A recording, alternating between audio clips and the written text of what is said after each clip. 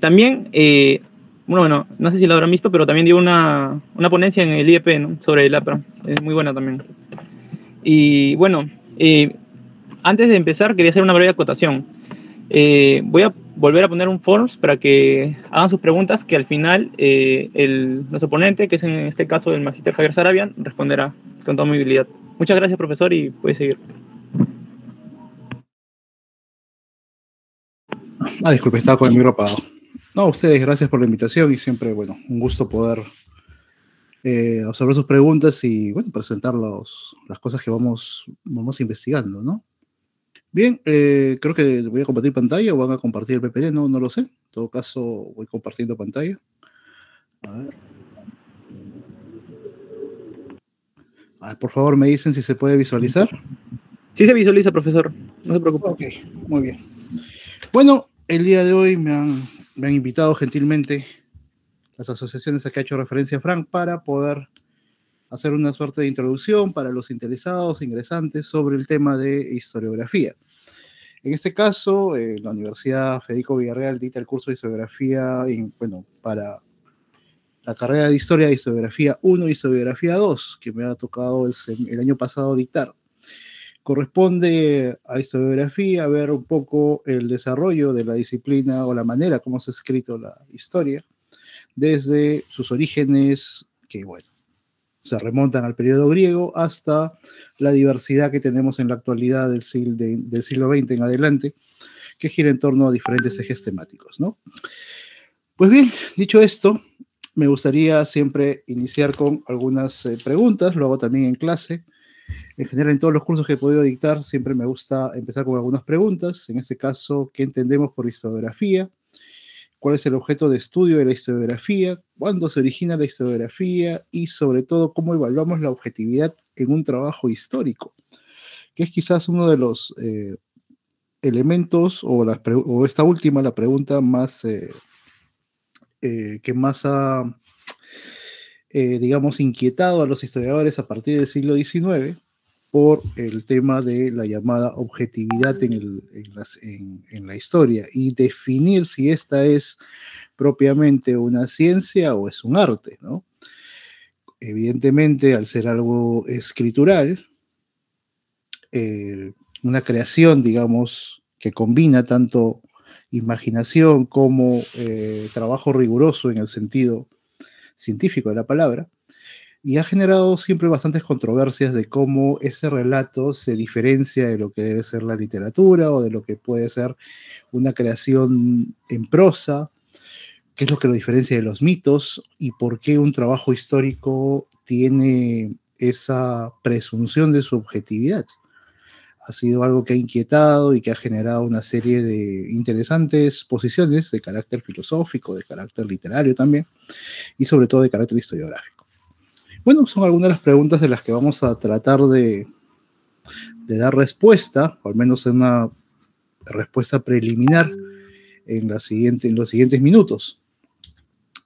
Bueno, por definición, la historiografía es la historia del discurso escrito que los hombres han elaborado sobre su pasado. No tiene una visión unívoca, cambia a través del tiempo, según las concepciones teóricas del momento y la visión del mundo que prevalezca en determinada época. Aún más, a pesar de haber corrientes teóricas dominantes, lo cierto es que muchas veces conviven en el transcurso del tiempo e inclusive se entrecruzan para dar cabal respuesta a las preguntas que se plantean en una determinada investigación. Las definiciones sobre qué es la historia o qué es la historiografía han variado a través del tiempo, generalmente porque los hombres se preguntan constantemente sobre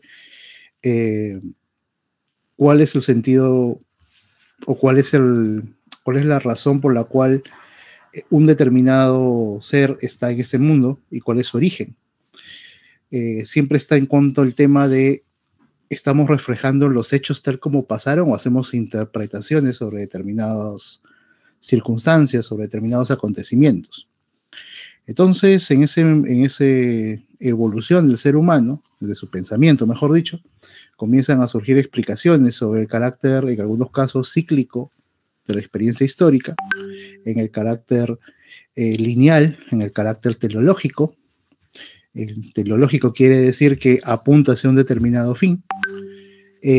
Después, la búsqueda de un sentido, Después empezamos a cuestionar los vacíos que existen de determinados discursos y volvemos al punto de partida, que es el ser humano, donde sus inquietudes, la perspectiva que tenga sobre determinados acontecimientos son los que generan la manera en que se produce determinado discurso histórico. Por ejemplo, los griegos entendían que el universo y la historia como tal era una suerte de ciclos que se van repitiendo. Esto por una dependencia o una relación que tenían con el medio ambiente que los hacían susceptibles del capricho de las deidades.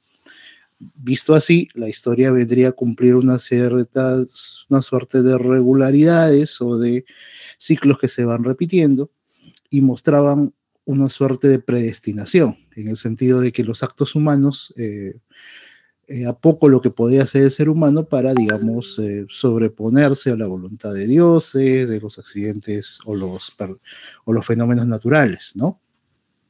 Posteriormente, ya con la venida de la Edad Media, surge esta idea de Dios y surge que todos los actos ya están orientados hacia buscar una plenitud en el mundo más allá del mundo material, en el mundo espiritual, y nos realizamos, o el ser humano, o la historia como tal, cobra sentido para explicar la grandeza de ese Dios, ¿no? Ese es su sentido teológico.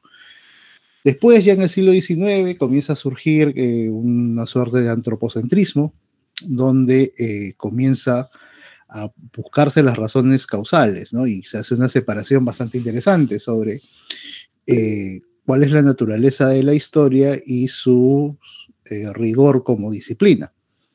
Ahí aparece pues un autor muy conocido que es Ranke, donde a él se le depositan los cimientos, digamos, de la disciplina como ciencia, donde aparecen dos herramientas que son importantes en historiografía, también en introducción a la historia lo van a ver, que son las dos herramientas que tenemos los historiadores, ¿no? Por un lado la heurística y por el otro lado la hermenéutica, la búsqueda de los documentos y el análisis de crítica interna, crítica externa, ¿no? La historiografía vendría a representar la crítica interna, la crítica hermenéutica que realizamos al documento, para ver la comprensión o la manera en que ha sido estructurado y valorar si es correcta su interpretación o no, y en un sentido mucho más estricto, digamos, mucho más restringido, entender por qué el historiador escribe como escribe, cuáles son las condiciones de su periodo, de su momento histórico, que lo condicionan para entender los hechos de una manera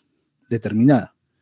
Por eso, a lo largo de las diferentes interpretaciones que hay sobre historia o las diferentes narraciones que hay sobre los hechos, siempre van a variar el significado que damos a determinados acontecimientos. Un hecho, por ejemplo, muy interesante que lo dice el profesor Adam Schaff en su libro Historia y Verdad, se cuestiona por uno de los momentos más importantes de la historiografía francesa, que es la Revolución Francesa, para la redundancia. En esa Revolución Francesa hay muchas explicaciones dependiendo de la posición política del historiador. Algunos lo van a ver como la perturbación más grande que ha ocurrido, una suerte de masas empobrecidas, iracundas, que plasman pues el caos. Otros van a ver pues el triunfo de ideas superiores, de un espíritu de la época que busca pues la libertad, la plenitud. Otros van a ver la presencia de determinadas élites políticas y de un grupo burgués que es al final el que va a darle forma al Estado moderno, en contraste con con el sistema monárquico que se tenía. Van a haber determinadas maneras de entender un mismo acontecimiento dependiendo de dónde está ubicado el actor social, de dónde está ubicado el observador, ¿no? Es decir, el historiador. Dependiendo de cuál es nuestra posición, nuestra formación, vamos a ver vamos a ver los hechos desde una determinada pauta, digamos como una suerte de corset que tenemos todos en realidad para poder analizar los hechos. A más plural sea nuestra formación, podemos captar con mayor detalle o tener una visión mucho más completa de un fenómeno. Así, de ahí se van a desprender diferentes escuelas, diferentes corrientes históricas o historiográficas, que vamos a ver también la distinción entre ambas, o al menos voy a dar una aproximación a ello, que explican un poco el panorama tan plural que se tiene en la actualidad, ¿no? Donde hay una corriente de historia de las mentalidades, donde hay también una historia cultural, una historia microhistórica de procedencia italiana, los estudios de género, los estudios de la subalternidad, los estudios postcoloniales, que dependiendo de dónde está ubicado el historiador, el científico, la persona que analiza estos hechos, comienza a ver críticamente la producción histórica, los textos, las corrientes que han sido las antecesoras, y comienza a hacer una opinión crítica, valorarlas de otra manera, enfocarse en aspectos que han sido no tan atendidos. Dentro de lo que es historia, quizás la división más clásica que tenemos, dentro también de nuestra historia nacional, por ejemplo, es esta visión, digamos, hispanista, que algunos le han denominado, a una corriente pues mucho más conservadora, enfocada en un relato que ensalza el virreinato y la época independentista como puntos máximos, donde es una historia básicamente política, una historia básicamente narrativa, que desatendía a los grupos sociales mayoritarios.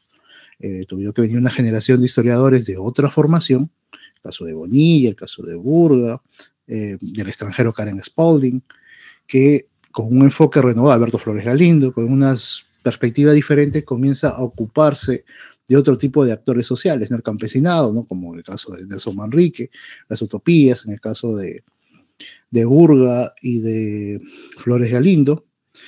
Zapata también poniéndole, digamos, énfasis a los aspectos de la movilización social o las corrientes de izquierda.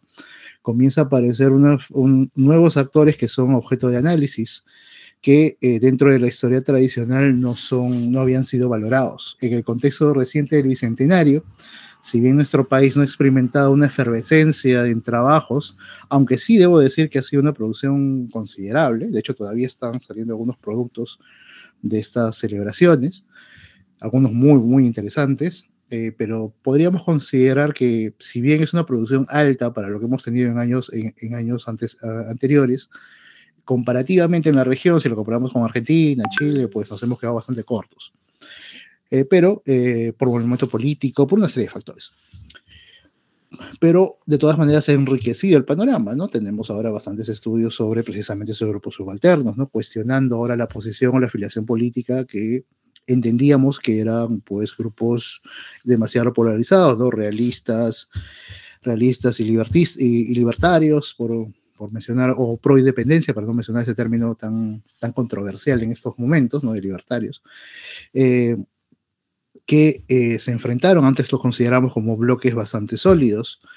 Sin embargo, como menciona el profesor Juan Luis Orrego, las personas que viven estos tiempos revolucionarios, pues están viendo diferentes tipos de problemas, ¿no? Y se adecúan al contexto.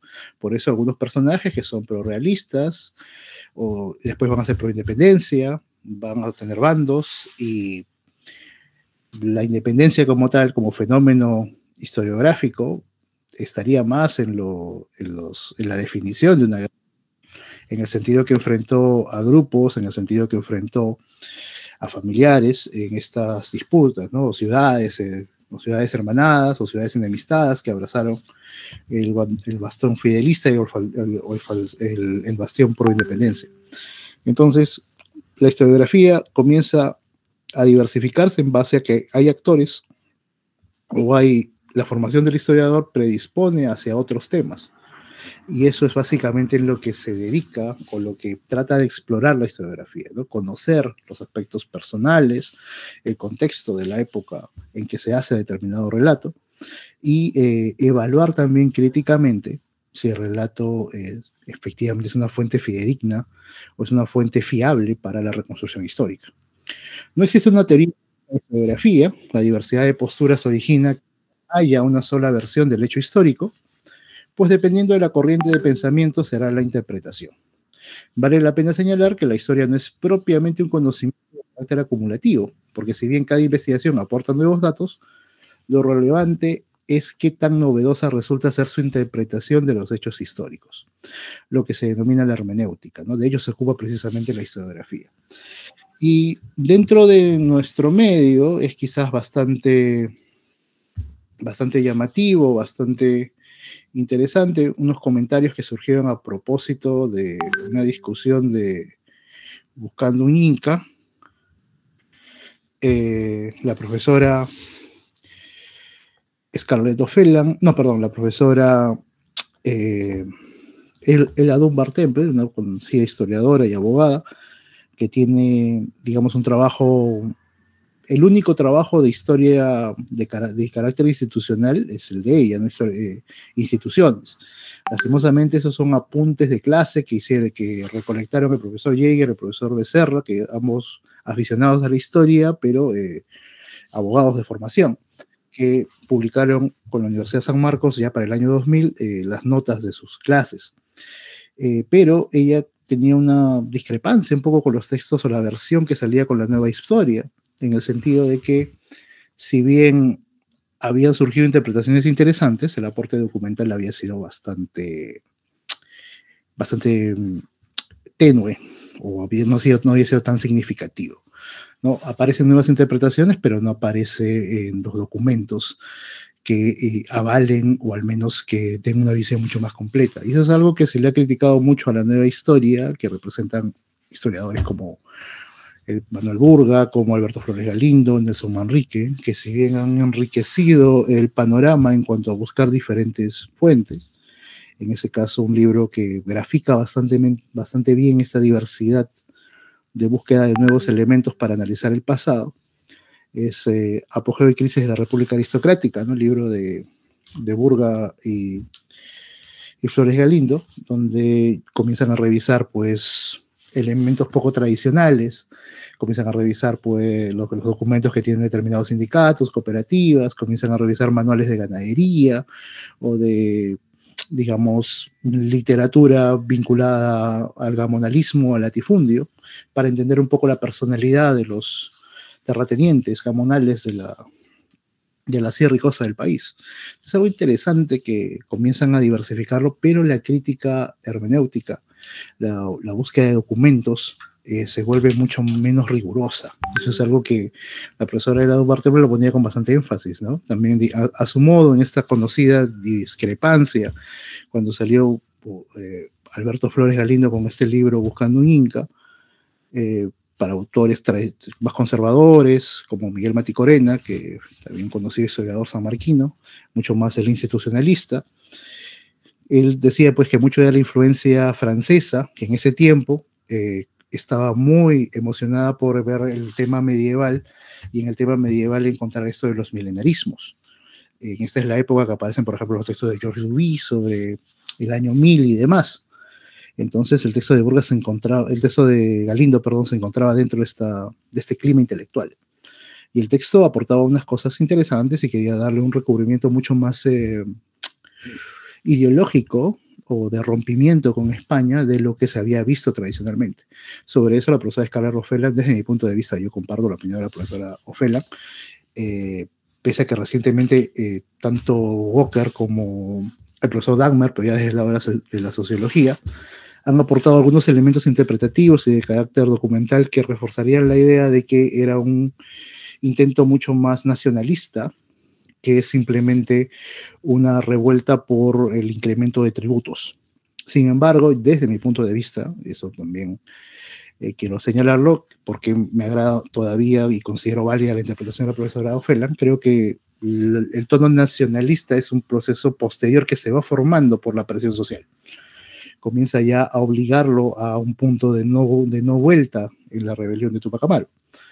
Eso es algo que ha destacado Walker en sus últimos textos y que, bueno, es interesante poner a colación, ¿no? Cómo estas nuevas interpretaciones sobre un mismo tema comienzan a completar el mapa y nos dan estas nuevas preocupaciones. Por eso dicen que la historia, como decía el profesor, como decía Benedetto Croce, la historia siempre es una historia del presente, ¿no? Porque nosotros vamos al hecho histórico, vamos a reconstruir un determinado fenómeno, a entenderlo, pero bajo las preguntas de nuestro tiempo, no bajo las preguntas tradicionales.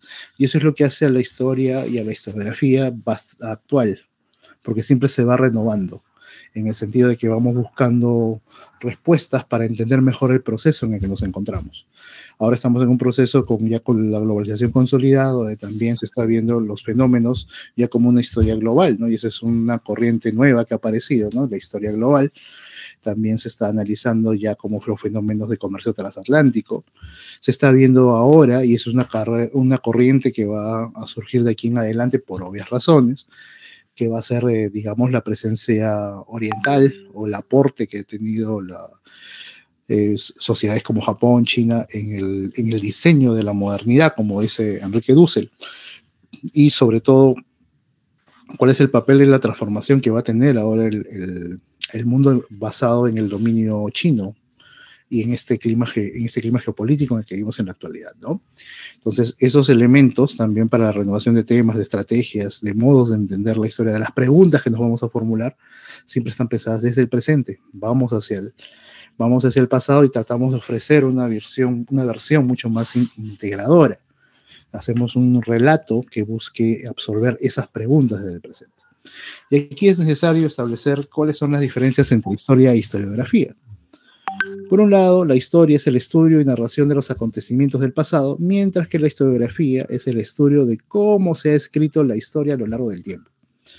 El objeto de estudio en la historia son los hechos, procesos y transformaciones de la humanidad o de una determinada sociedad.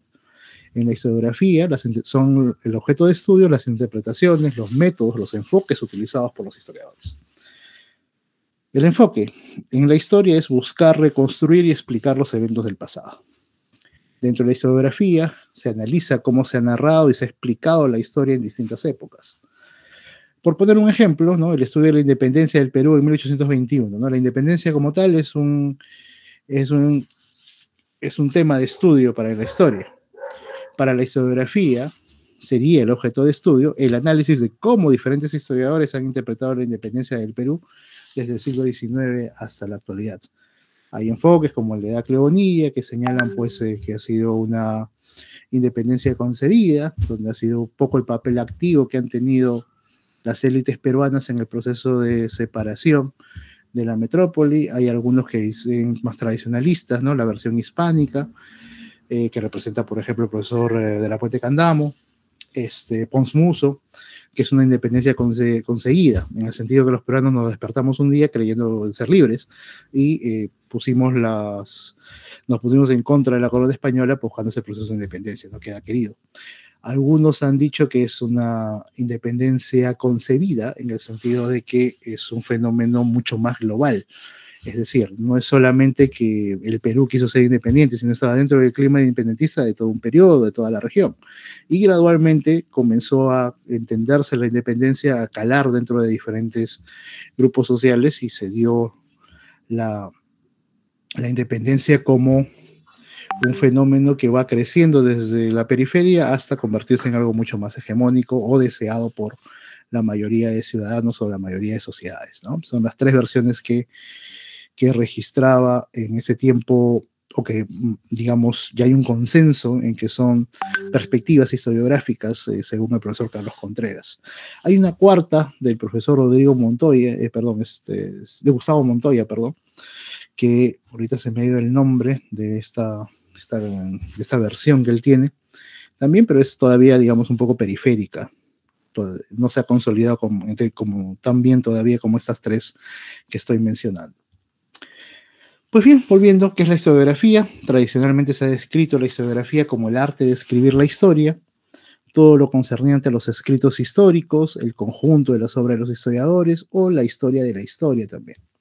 La historia es un conocimiento situado. Este es un término que surgió dentro del feminismo, de conocimiento situado. Ya voy a explicarlo un poco más a profundidad en los minutos siguientes, pero se entiende como conocimiento situado que las personas piensan de determinada manera un fenómeno histórico o entienden determinado fenómeno de su sociedad porque se encuentran en una condición particular, ¿no? Lo famoso intersectorial, ¿no? Una persona piensa en función al lugar que ocupa económicamente, étnicamente, dentro del grupo social en que se encuentra, dentro de las posibilidades de conocimiento que tiene, etc. Entonces, siempre la historia o la historiografía es un conocimiento situado en esa perspectiva, porque como actores, como historiadores, nos encontramos en un punto determinado y sobre esa base vamos construyendo, vamos entendiendo, interpretando la realidad. Bueno, La historiografía es más que el inventario de autores, obras y tendencias, ya que para algunos especialistas en la materia y con quienes estamos de acuerdo, ir más allá del inventario necesita, al fin de cuentas, supone referirse al conocimiento histórico en tanto reúne a la cosa, al hacedor y a las circunstancias de su producción. Ciertamente, la historiografía desde sus orígenes ha sido inseparable de la escritura, lo que se afianzó todavía más durante el transcurso del periodo que llamamos moderno. Ya con la difusión de la imprenta y de los libros como tal, comienza a surgir pues este culto hacia lo escrito. Sin embargo, la historiografía surge de la oralidad y ese es un gran debate también, ¿no? ¿Qué tanto de oralidad tiene la historia como tal y cuánto se vuelve escritural? Hablamos de historiografía generalmente en el siglo VI, donde comienzan a aparecer estos relatos compilatorios con Herodoto y demás, pero eso que él apuntó tiene un origen en la oralidad que lo lleva hacia un texto escrito. Es todavía un tema un poco espinoso dentro de la historiografía, pero en esencia la historiografía viene a representar algo material. En este caso nos estamos haciendo referencia a la documentación o material escrito, consultado por el historiador, sino a lo escrito producido por él mismo, y que asimismo es el resultado de su trabajo, de investigación, selección crítica, síntesis incluida, la exposición de su material, bibliografía y fuentes y opiniones reflejadas a veces en conclusiones. De cualquier manera, no hay que olvidar que todo escrito histórico es naturalmente una operación de comunicación, es decir, que tiene destinatarios y por esta razón, la escritura de la historia es una elaboración que supone también que el lector sabe antes de tomar contacto con el texto histórico. Se produce un texto histórico pensando también en el receptor, y esto quizás se ve mucho más claro en la historia que se denomina más vinculada al nacionalismo, que viene a ser la corriente romántica, que surge como una recopilación de textos locales, regionales, para construir una tradición, y después comienza a exalzarse determinados personajes, ¿no? Eso da lugar a la heroicidad, ¿no? A los famosos temas que desarrolló Charles Carlyle, por mencionar al más importante de ellos, ¿no? Que establece sus trabajos históricos analizando pues las figuras de Odín, de Napoleón, de los grandes hombres, ¿no? Que supuestamente ellos son los que hacen y construyen el destino de las naciones.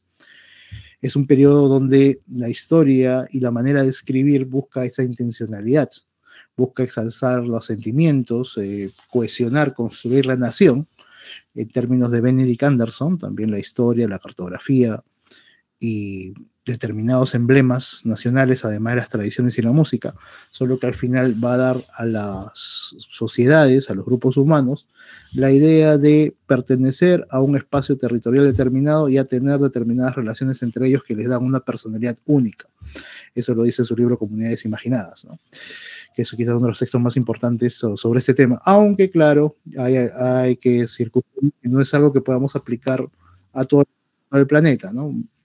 Benedict Anderson lo enfocó mucho más hacia la parte oriental.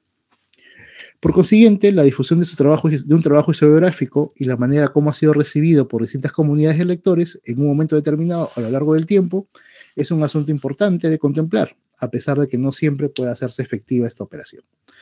En la época actual, cuando hablamos de material producido por el historiador, nos encontramos obligados a considerar no solo la obra impresa, sino también aquella que se da a conocer a través de otros medios, como el soporte electrónico o informático, audios visuales, etc. Si bien es cierto que el análisis de los mismos debería merecer un tratamiento diferente según cada caso.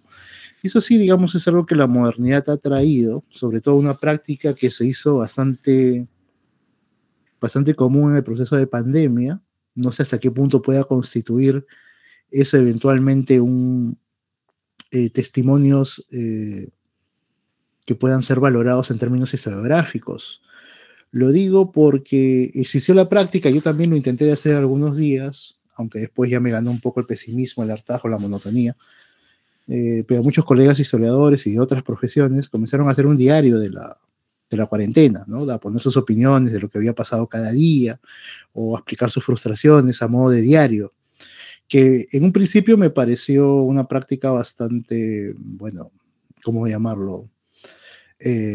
Muy doliente o demasiado masoquista, ¿no? Porque realmente fueron momentos muy difíciles para todos nosotros.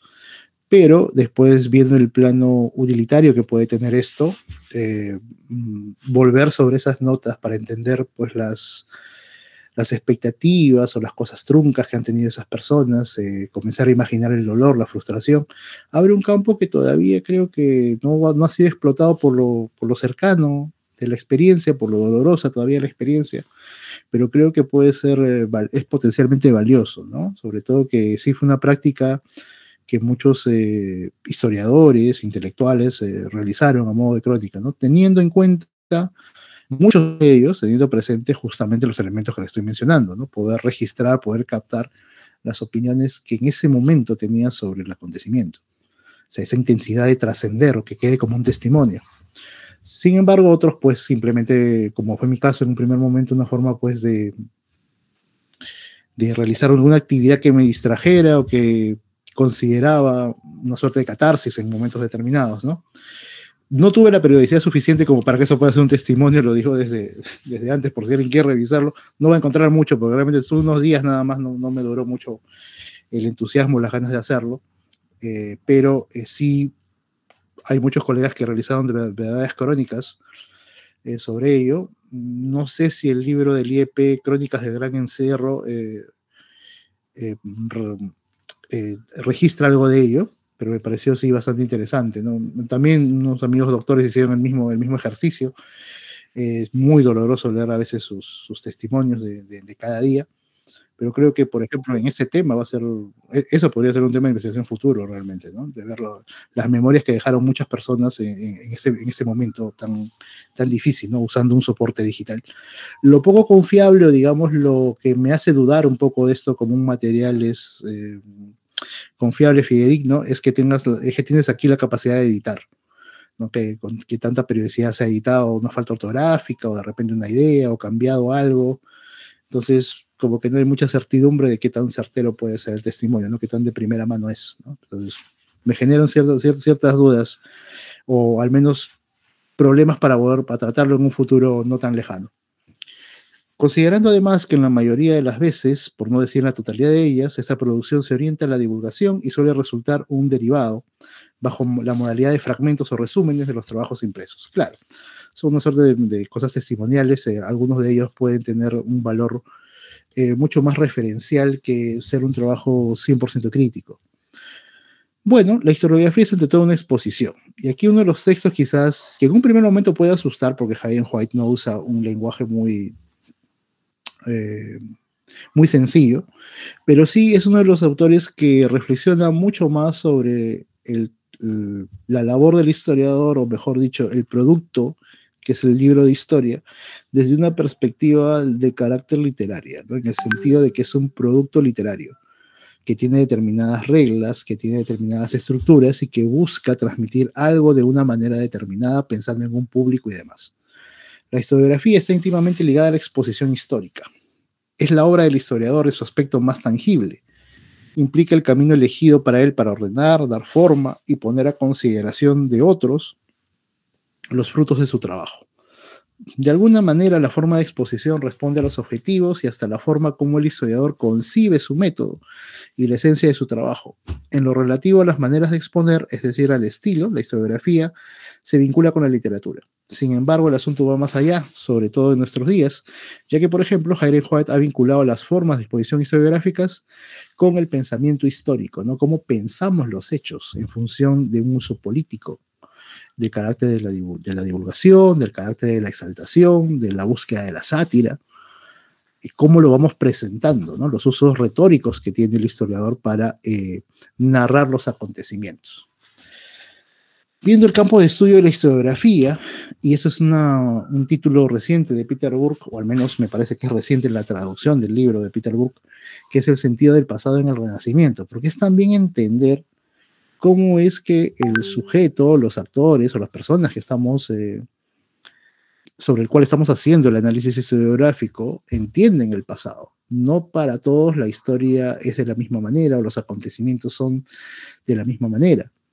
Hay una manera que condiciona el tiempo en el que se vive. La persona de la Edad Media entiende el tiempo, entiende el proceso histórico, la historia como tal, como la culminación de un fin teleológico. Vamos a encontrar a Dios en algún momento. Los marxistas también, de alguna manera, y esta es la comparación tradicional que se hace entre religión y marxismo, se dice, por ejemplo, que el marxismo también tiene un fin teleológico, en el sentido que busca una sociedad sin clases y una sociedad sin trabajo en el futuro, y todo apunta hacia dicho fin, aunque no queda muy claro cuáles son las etapas o cuánto tiempo tiene que transcurrir necesariamente. Entonces, simplemente cambió la figura de Dios con este ideal, pues, de la sociedad comunista socialista. La historiografía no se agota en la posibilidad de una mejor comprensión de las obras de los historiadores, sino que se proyecta el conocimiento de las sociedades en las que los autores se desenvolvieron, y al entendimiento y análisis del propio desarrollo de nuestra disciplina, sus métodos y bases teóricas. Debe aplicarse a la tarea de estudiar a la disciplina histórica desde su producción escrita. Para hacerlo deberá considerar el análisis de los discursos históricos que subyacen en una obra, una época de producción, una escuela o tendencia, según sea el caso. Tal operación no tendría que dejar de lado revisiones de carácter hermenéutico, como tampoco la apreciación del marco general que ofrezcan las ideas vigentes en una época o la manera como un discurso histórico los refleja o se aparta de ellas. Bien, y aquí conviene hacer una diferenciación entre lo que es una escuela histórica y una corriente historiográfica. Por un lado tenemos una escuela histórica que la definición viene a representar un grupo de historiadores que comparten una metodología y un enfoque en común para estudiar la historia. En este caso, por ejemplo, la escuela alemana, que en su momento surgió sobre la base del texto de Ranke, en el sentido de que la historia, y que lo representó también la escuela francesa en su momento con Langlois y Seinovos, donde la historia era básicamente construida sobre documentos históricos, sobre textos que podían ser interpretados y que a través de la heurística y la hermenéutica podíamos tener la validación de esos documentos como testimonios fidedignos. Si no hay documentos, no hay historia. Una corriente historiográfica, por tal, vendrían a ser las tendencias amplias en la escritura de la historia, que pueden abarcar varias escuelas y evolucionar con el tiempo. Las corrientes historiográficas, ¿no? Una historia cultural, una historia, en este último punto, la historia de las emociones, por ejemplo, que ha surgido. El enfoque. Una escuela histórica es más estructurada y definida, con líderes, principios metodológicos claros y producción académica conjunta. Quizás la escuela alemana, la escuela francesa sean un poco los más claros ejemplos de esa orden y esa secuencialidad, ¿no? Porque ofrecen un método en estos famosos textos, ¿no? Por ejemplo, por acá tengo el manual de Bauer, ¿no? Que es bastante riguroso en ese sentido, ¿no? Te ofrece una descripción de todas las ciencias auxiliares para analizar el documento. También, si hablamos, por ejemplo, de la escuela hispanista, por ponerle un nombre, que también se concentra en el análisis riguroso de los documentos indianos, incluso hay un texto que también tengo por acá, análisis de documentos indianos, ¿no? Que te analiza todos los protocolos para analizar un determinado documento, el tipo de documento, etcétera, ¿no? Considerándose sobre la base de los archivos de indios. La corriente historiográfica, por su parte, es mucho más flexible, responde a cambios teóricos y puede incluir diversas escuelas dentro de ellas, ¿no? En este caso, el análisis de lo cultural, el análisis de los grupos subalternos, por ejemplo, el análisis de carácter postcolonial. Dentro de las escuelas históricas está la escuela de los anales, la escuela positivista, la escuela marxista, que tienen estas características. Dentro de los que son las corrientes historiográficas, entendemos que es una historia social. Hay una historia social marxista, por ejemplo. De hecho, el marxismo influyó mucho en la historia social. Hay una historia cultural que tiene diferentes tipos de escuela. Está desde la versión más romántica, donde encontramos los orígenes en el romanticismo del análisis de la historia cultural. Tenemos el análisis de la microhistoria, que también se encuentra dentro de es una derivación del análisis estructuralista y también de la escuela funcionalista, que combina muchos elementos. Podría decirse también que es de la escuela de las anales, en el sentido de que se enfocan en individuos muy particulares. El caso de Ginsburg, ¿no? El caso de las creencias de un molinero, pues en el siglo XIV o siglo XVI, no recuerdo el siglo exactamente, que es, digamos, un clásico de la historia o de este tipo de género, que nos muestra el interés que existe en estos grupos que llamaba Foucault, pues, como los anormales. Cómo a través de estas personas que representan una excentricidad dentro del orden social podemos entender lo que se considera que es normal. A veces la utilidad de esos personajes marginales o en los límites de lo normal o de lo que la sociedad define como normal. Y bueno, el material sujeto a análisis. Y aquí un texto que me parece que es uno de los más importantes desde mi punto de vista para entender un poco el derroteo de la historiografía, aunque no le pone en el título una referencia directa a los temas historiográficos, pero sí parte de lo que es el discurso histórico, ¿no? Jorge Lozano, en este texto, que tiene un prólogo de Umberto Eco, que también es un prólogo muy, muy interesante, porque comienza a reflexionar bastante sobre las inquietudes que se tienen al momento de analizar un texto de historia. Cuáles son la posición que tiene el historiador, cuáles son los elementos que hacen que sea escrito el texto de esa manera. Y en esos elementos podemos definir tres aspectos, ¿no? El autor, el discurso histórico y el contexto de su producción. Se debe puntualizar que a la hora de hacer el estudio del contexto o circunstancias de producción de un trabajo histórico, se debería partir de la consideración de que sobre el historiador y su obra pesan tres tiempos. Hay un tiempo personal, vinculado a la propia vida del historiador, es decir, asociada a su biografía, a las transformaciones de su propio modo de ver las cosas. Hay un tiempo de carácter social, es el de la vida que se desarrolla en torno al historiador en su contexto. Y un tiempo pretérito, puesto que su propia actividad lanza al historiador al pasado, tiempo donde encuentra su objeto de estudio, ¿no?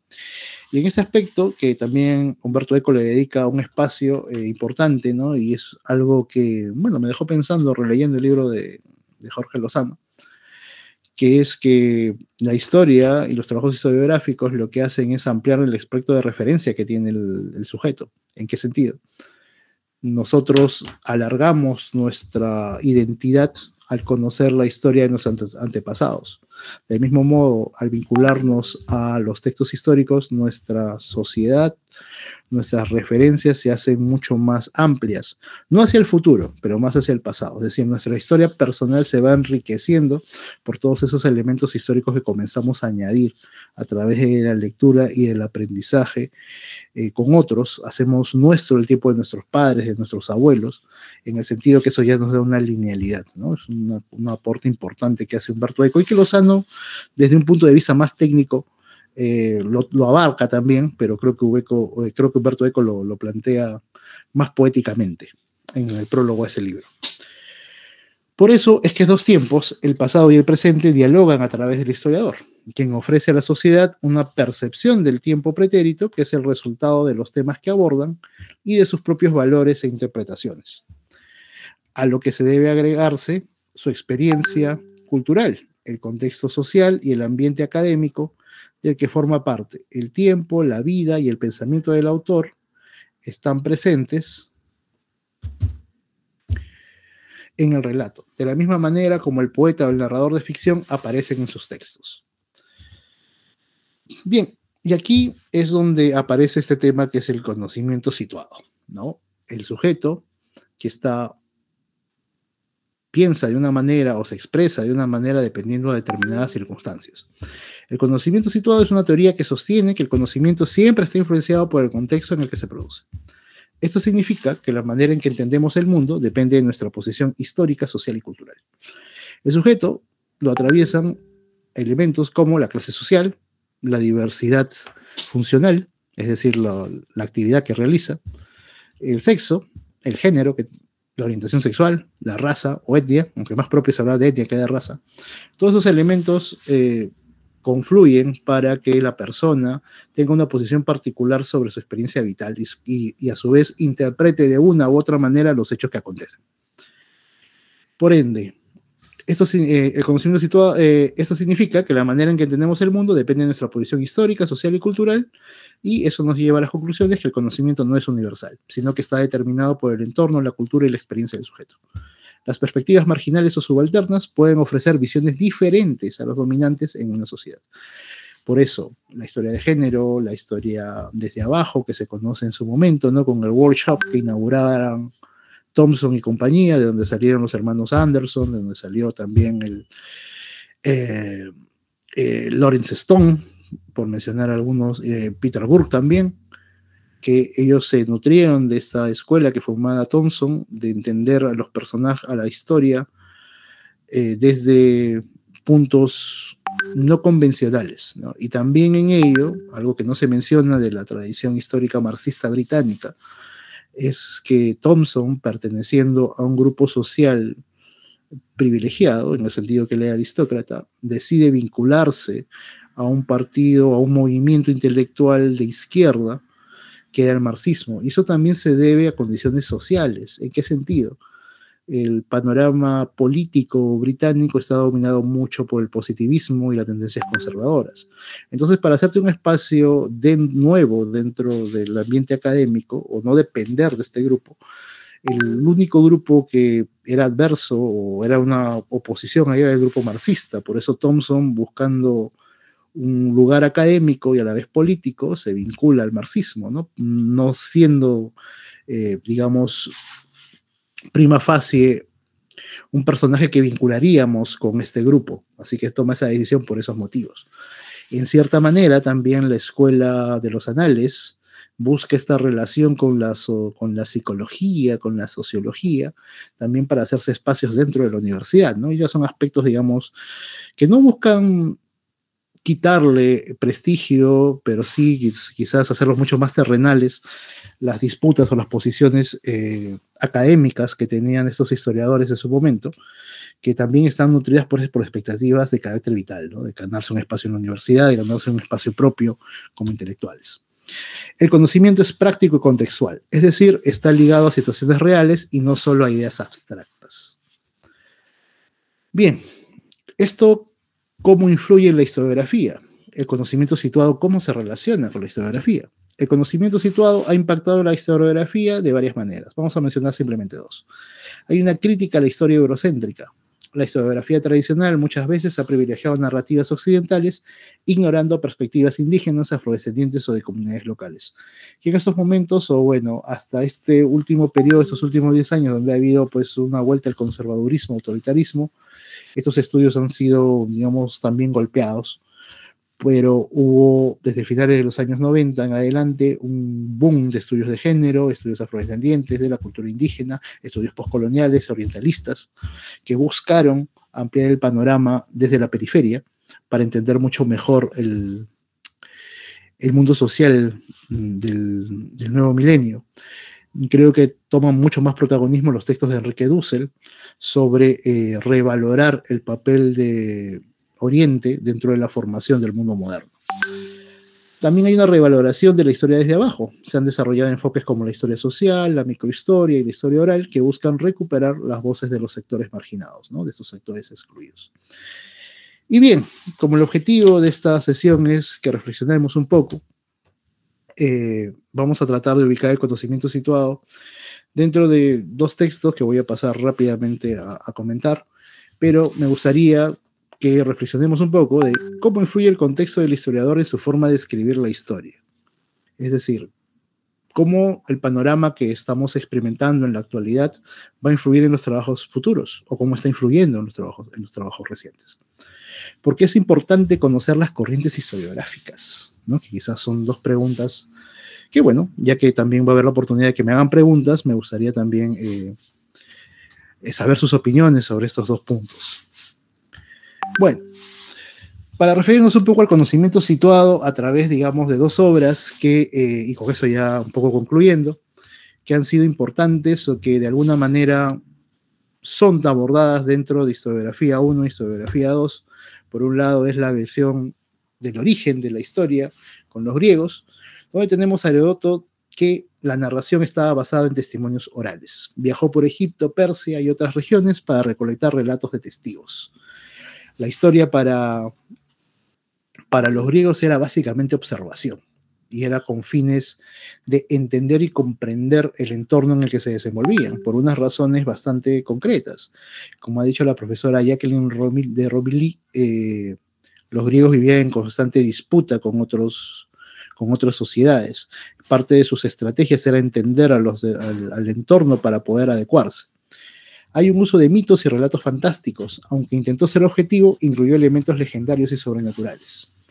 una perspectiva de carácter etnográfica. Describió en detalle las costumbres, religiones y sociedades de los pueblos que estudiaba. Hay una explicación de los hechos a través de causas divinas y humanas. Consideraba que los dioses influían en la historia, pero también analizaba razones políticas y económicas, aunque sí estas subordinadas a el capricho de las deidades. Se dice, ya desde la etología y otras disciplinas, que en el periodo griego todavía no se tenía mucho, es decir, nosotros siempre hemos tenido esto que se llama la conciencia, ¿no? Este remordimiento de si hacemos algo bueno o algo malo, esa voz interna que nos habla, ¿no? Ese Pepe Grillo que de alguna manera es nuestro juez de nuestras acciones. Pero en los griegos esto no estaba tan claro, esta idea de conciencia. Y la manera en que plasmaban esta conciencia era la intervención de los dioses, ¿no? Es decir, esa suerte de remordimiento, de fuerzas externas que entraban, ellos entendían que ese proceso que tiene la conciencia de achacarte una conducta apropiada o desaprobada en un momento determinado, era la interferencia de los dioses dentro de nuestro desarrollo, de nuestro modo cognitivo. Interesante. Pero dentro de las perspectivas que tenía Heródoto, la historia se entiende como observación, se está sometido a los fenómenos naturales y por ende se entiende que el ser humano tiene una suerte de universo bastante limitado de acción, está dominado por la presencia de las divinidades. También todavía hay una fuerte presencia de los aristoi, no los aristócratas, y de su moralidad, lo cual determina y cambia un poco la relación que tiene internamente la sociedad y las expectativas que hay para registrar determinados hechos en desmedro de otros. Por otra parte, y ya dentro de nuestro contexto, el Inca Garcilaso de la Vega es un testimonio de primera mano. Su conocimiento del quechua y su educación en la tradición inca le permitieron ofrecer una visión desde dentro. Es una perspectiva mestiza, integró fuentes orales indígenas con crónicas españolas, creando una narrativa única, que quizás quien lo ha explorado con mayor talento, bueno, dentro de lo que yo conozco, me imagino que también deben haber muchos más especialistas dentro de los estudios garcilacistas, que ya es un campo del saber, es un campo de investigación dentro de los estudios americanistas.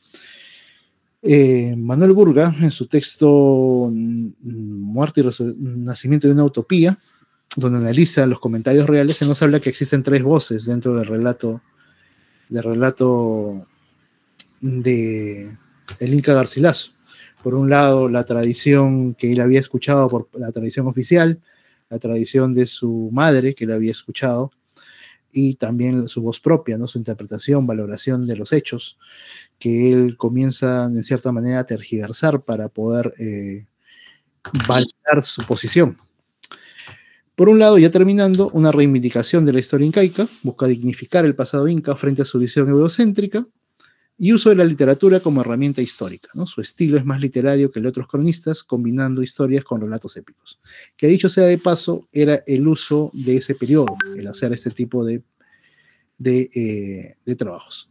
Si tuviéramos que ver la evolución de la historiografía, estos son los momentos más importantes, ¿no? El origen con la historiografía clásica, Heródoto y Tucídides, la Edad Media con la historiografía cristiana de San Agustín, Renacimiento e Ilustración, con el triunfo de la razón y la búsqueda de causas más humanas, el siglo XIX, que es el inicio de la disciplina histórica como ciencia, el siglo XX, que marca la proliferación de diferentes corrientes, aparece una pluralidad de corrientes historiográficas, tenemos y de diferentes escuelas también, ¿no? Materialismo histórico, escuela de los análisis, historia cultural, microhistoria, los estudios de género, que comienzan a ampliar mucho más el panorama. Bueno, estas ya son líneas de tiempo que voy a compartir con ustedes. No me parece tan necesario profundizar en ellos ahora. Y bueno, ahora sí, abierto a sus preguntas o inquietudes que quieran plantear. Listo, Magister, profesor Sarabia, muchas gracias. Ahora sí, vamos a pasar a la ronda de preguntas. Primeramente quería, si alguno de las personas que están en esta reunión quería hacer una pregunta, que levanten sus manitos, por favor. O pasamos al Forms. Ya, listo. Ahí, Luis Ángel quiere hacer una pregunta. A ver, Luis Ángel, por favor. Sí, buenas noches. Sí, solamente quería hacer una pregunta al ponente. Me pareció que es bastante importante e interesante la disertación que acaba de realizar. es con respecto básicamente al factor político, ¿no? O sea, se ha mencionado dentro de la exposición de que el sujeto, en este caso el historiador, que al realizar su quehacer científico, su trabajo científico de historia, está fuertemente influido por su posición social, sus creencias y también obviamente por el factor político, ¿no? Entonces, mi pregunta va en el sentido de que el aspecto político, la posición política que puede tener el historiador, podría influir negativo o positivamente sobre la objetividad de su quehacer intelectual. Esa es mi inquietud. Gracias. Ok. ¿Se va a responder pregunta a pregunta o todo sobre el final? Creo que pregunta a pregunta para que sea un poco más ordenado, profesor. Ok. Bueno, es una pregunta interesante, ¿no? Y quizás es un aspecto que por concentrarme en los aspectos más subjetivos y de contexto no he explorado o no lo he puesto tan claro. Definitivamente influye la posición política, ya lo negativo o positivo está sujeto de la validación, porque si bien los historiadores podemos pensar A o B, y eso lo decía alguien, un autor que se le critica mucho por ser hispanista, pero yo en lo particular me quedo con una frase de Luis Antonio del Busto, cuando él mencionaba, ¿no? La historia nos puede gustar o no, pero eso no es importante, ¿no? Lo que importa es la rigurosidad científica, ¿no? Y esa es en realidad la herramienta que se tiene para poner un balance entre las posiciones políticas. Podemos encontrar, y siguiendo un poco el ejemplo de la Revolución Francesa, habían autores muy contrarios a la Revolución Francesa que incluso predijeron de que esto era negativo para la sociedad y que iba a haber un regreso hacia la monarquía, ¿no? Prácticamente estaban dando un diagnóstico certero, aunque su posición política señalaba como algo malo la Revolución Francesa per se, ¿no? Y los valores que buscaba encarnar supuestamente. La posición política evidentemente va a nublar la mente de muchas personas. El historiador también es un ser humano que tiene una posición política determinada.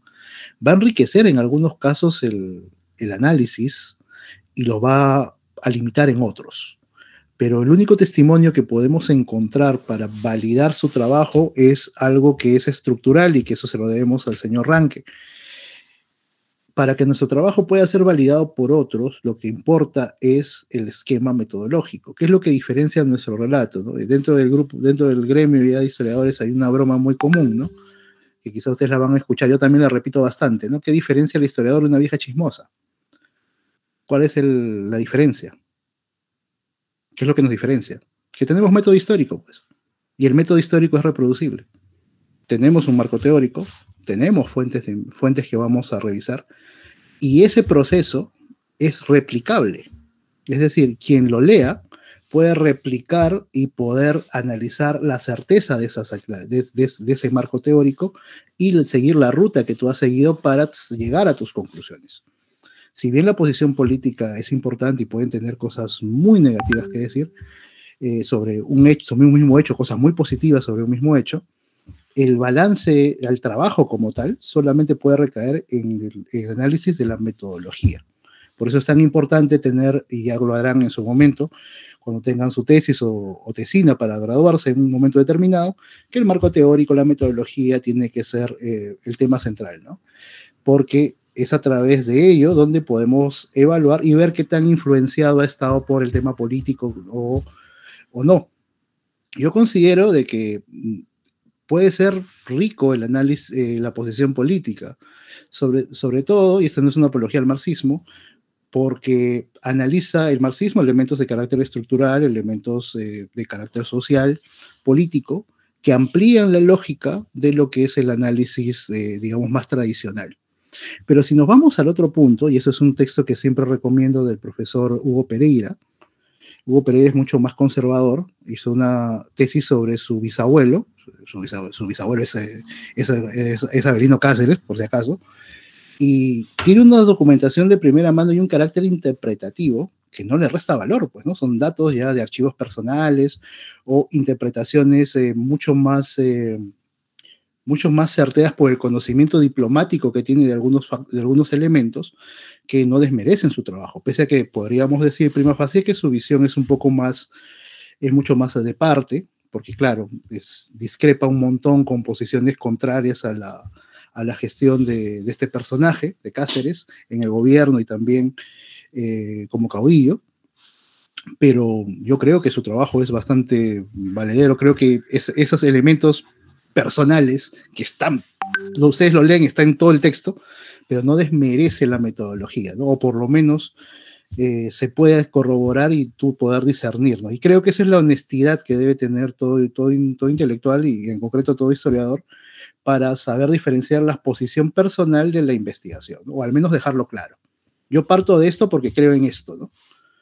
Y me parece, y hago mi balance sobre ello, pero la metodología, los documentos tienen que estar asequibles para que cualquiera pueda reconstruir ese proceso y validar si es efectivamente cierto o no, ¿no? Como decía Karl Popper, ¿no? No debemos preocuparnos tanto en buscar elementos para validar nuestra posición, sino buscar los elementos que falseen nuestra posición, ¿no? Porque si no la pueden falsear, es ahí donde recae su rigurosidad científica.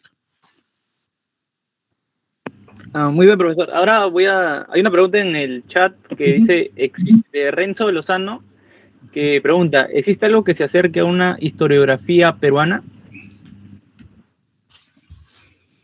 No entiendo muy bien la pregunta. A ver si me la puedo pagar. ¿Una historiografía peruana? ¿Una corriente propia peruana te refieres? Eso se refiere, creo.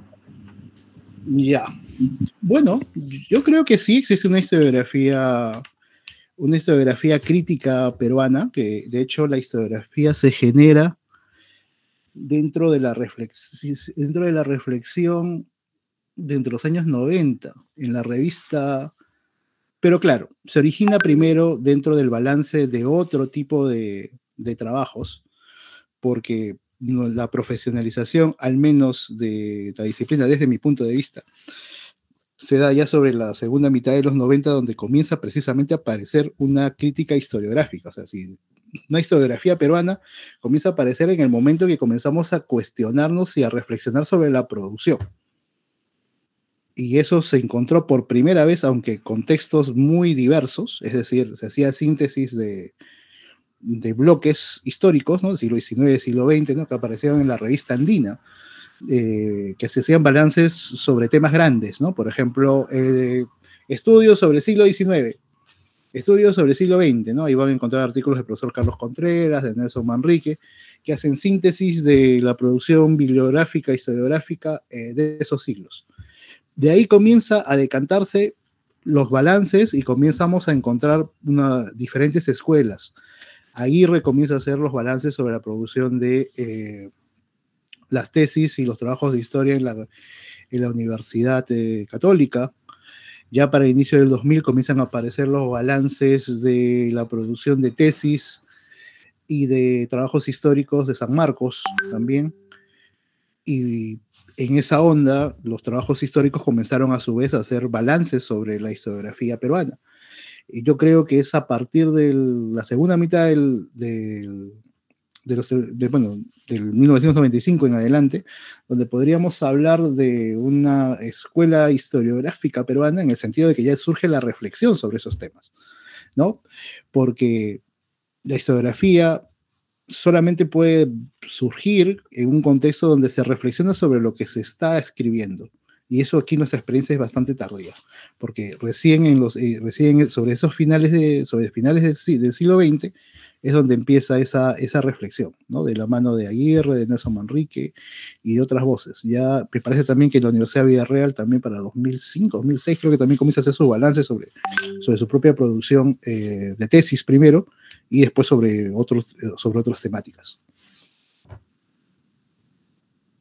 Gracias, profesor. Ahora hay otra pregunta de Diego Junco, que nos pregunta, ¿qué textos o recomendaciones le daría a alguien interesado en microhistoria? ¿En nuestra historia o en nuestra biografía? Pues son dos cosas diferentes. En microhistoria se refiere, creo. ¿Microhistoria? Sí, microhistoria. Ok. Bueno, el texto de Ginsburg es un primer referente. Podría ser también el texto de Lavallée, el mercader. Es un texto que lo tengo por acá. Pero Bernard Lavallée también ha realizado estudios sobre el microhistoria. Tiene un libro sobre el mercado, se me olvidó el nombre, a ver si lo encuentro rápido.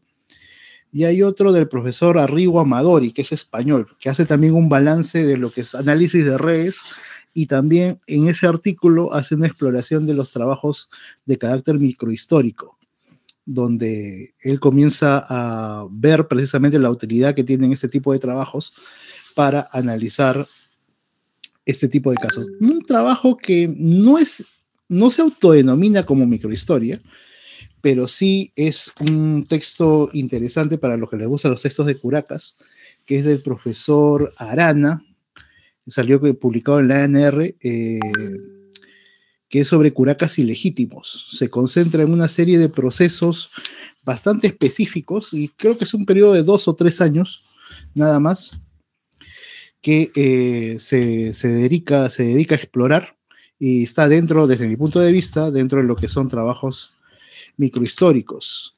Por ahí, dentro de esa lógica también, aunque yo conozco más los temas de microhistoria para el caso peruano, desde el estudio de Curacas, el texto de José de la Puente Luna, Curacas hechiceros en Jauja, que es un texto muy interesante sobre el uso político, más que legal, de los documentos de los pleitos para que los curacas puedan tener legitimidad, ¿no? Me parece que es un espacio detallado, unas cuantas familias, que comienza a explorar con bastante detalle. También hay un texto que ya vinculado al tema al tema religioso, sobre personajes así un poco, ¿cómo llamarlos? Un poco periféricos. Ese sí creo que está más cerca. Aquí está. A ver. Creo que está por aquí. Sí. Es una compilación de Gabriela Ramos y Enrique Urbano, Catolicismo y extirpación de idolatrías. Texto bastante interesante, si no me equivoco. Aborda el tema de las beatas. Gabriela Ramos, su artículo está por acá. Política eclesiástica, extirpación de idolatrías, discursos y silencios en torno al Taquioncoy. Es un texto que reúne bastantes estudios, sobre todo a la práctica de las beatas, con personajes singulares, y cuentan algunas anécdotas. La microhistoria como tema en nuestro país todavía no está bien afianzado. Hay algunos intentos, no se llaman a sí mismo microhistoria, pero por la temática que abordan, lo encontramos dentro de esa categoría, ¿no? Son los textos que así rápidamente se me vienen a la mente, ¿no? Listo, profesor. Ahora hay una última pregunta Sí. De mi compañero Juan Valverde, que es, ¿cuál es la corriente historiográfica actual que está en boga e influyente en el Perú? La corriente historiográfica. Bueno, yo creo que ha pegado la historia social y la historia cultural. Básicamente, los trabajos que se están desarrollando en estos últimos años han girado en torno a esa categoría. De hecho, la Universidad de Villarreal creo que ha abrazado con más entusiasmo la historia cultural, sobre todo porque tiene un campo de espacio mucho más amplio, ¿no? Las historias de las diversiones, de la aparición de determinadas costumbres, el fútbol, que es una temática que sigue muy en boga. Si bien hay una corriente de historia militar que ahí veo en el chat, no podría decir si está en boga o no, porque es algo que siempre ha existido, aunque desde una perspectiva, bueno, tiene ya los canales institucionales y siempre ha estado presente. Quizás tenga un poquito más de notoriedad en estos momentos, pero no podríamos hablar de que tiene un gran auge, porque es algo que siempre ha estado presente, ¿no? Hay historia marítima, hay revistas oficiales, hay textos que están apareciendo vinculados a temas mucho más de gestión pública, que también es un tema que está emergiendo así tibiamente, ¿no? Los estudios sobre el ejercicio de los derechos civiles, y también sobre la construcción del Estado, pero desde el punto de vista institucional. Claro, el Centro de Estudios Históricos del Perú, por eso le señalaba, el Centro de Estudios Históricos Militares. Estas instituciones tienen publicaciones periódicas, por eso decir de que están en auge en estos momentos, no, siempre han estado, o sea, desde mi punto de vista, ¿no? Siempre han estado. Lo que veo es que hay una presencia de historia social y cultural que aparece siempre con nuevas temáticas, y una historia más institucional que está emergiendo, no está consolidada.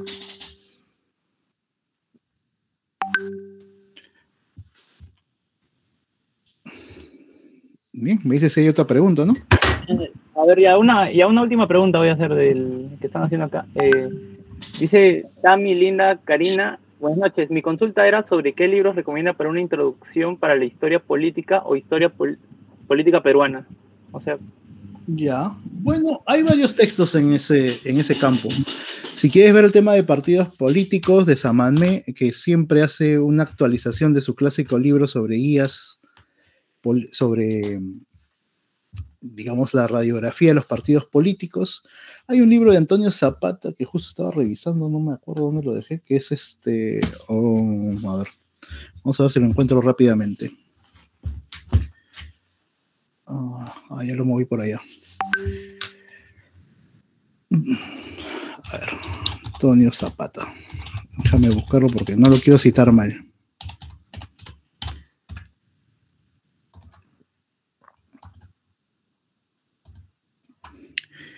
Bueno, el más reciente me parece que es de 2021, Lucha Política y Crisis Social en el Perú, republicano, de 1821 al 2021. Es un texto de Antonio Zapata que debe ser del 2022, 2023, por ahí.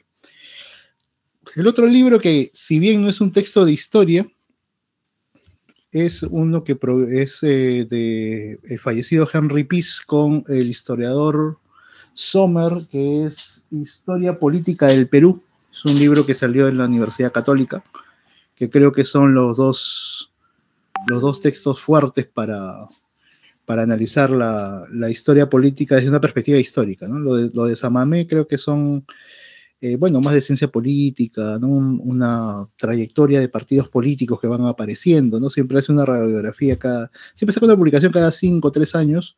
Es un libro que siempre reedita, con cosas a veces nuevas muy interesantes, otras a veces redundantes. Tiene, creo, varias ediciones, pero lo interesante es que hace un recorrido muy puntual de todas las apariciones de los partidos políticos, ¿no? Eso creo que es lo más destacable. Bueno, con esto concluimos la ronda de preguntas. Muchas gracias, Magíster Saravia, por su ponencia de hoy, que nos ayuda bastante, y lo estamos despidiendo entre aplausos virtuales. Muchas gracias, ¿no? Siempre es un gusto compartir con ustedes. Y esperemos verlo en otras ocasiones y que nos siga apoyando, porque nos ayuda bastante con lo que nos brinda su conocimiento. Muchas gracias. Okay. Muy agradecido por tus palabras. Cuídense mucho. Buenas noches.